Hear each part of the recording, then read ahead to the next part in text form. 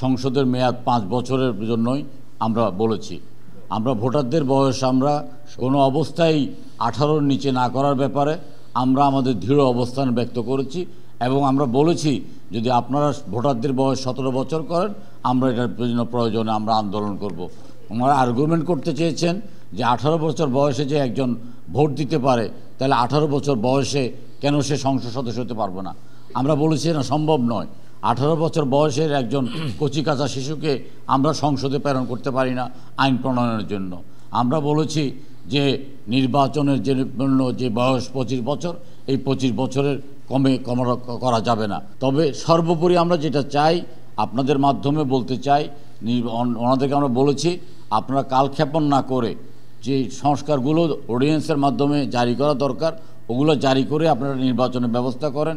আগামী দিনের গণতান্ত্রিক সরকার এবং গণতান্ত্রিক সংসদেই বাকি পূর্ণাঙ্গ সংস্কার করবে।